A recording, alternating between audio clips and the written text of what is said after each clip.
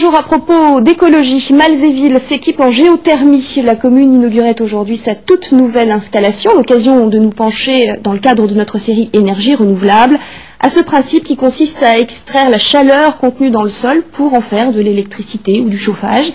Il existe un véritable engouement pour cette technique, d'autant que les équipements sont subventionnés par le Conseil régional de Lorraine.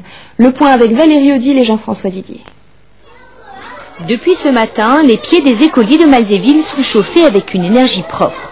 Pour sa nouvelle cantine, la commune a fait le choix d'un chauffage géothermique, un choix avant tout écologique. Vous avez la protection de l'environnement. Vous n'avez pas d'émissions de CO2 dans l'atmosphère, c'est pas une énergie polluante, c'est une énergie gratuite, c'est sous vos pieds et on l'exploite pas. C'est quand même dommage. Le principe, c'est d'utiliser la chaleur solaire stockée dans le sol. Ici, sous le parking, 4 capteurs verticaux ont été enfoncés jusqu'à 80 mètres de profondeur. Le système fonctionne de la façon suivante. Nous injectons via des forages de l'eau glacée à 5 degrés qui, en profondeur, va se réchauffer avec la terre et va être récupéré à plus 10.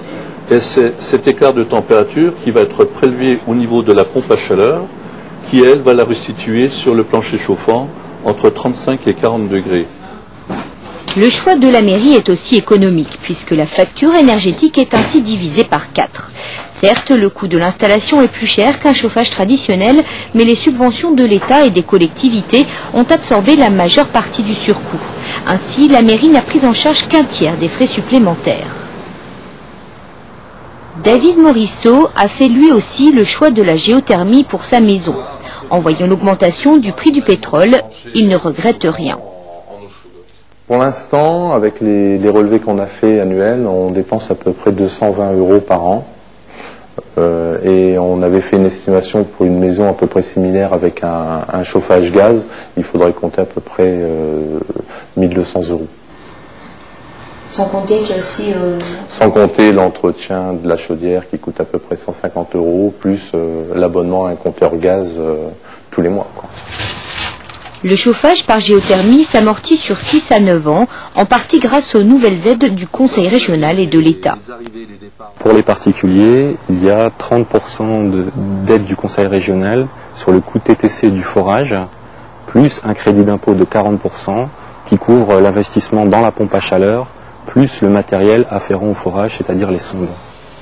Mais il faut faire attention car tous les systèmes de géothermie ne sont pas aidés de la même façon.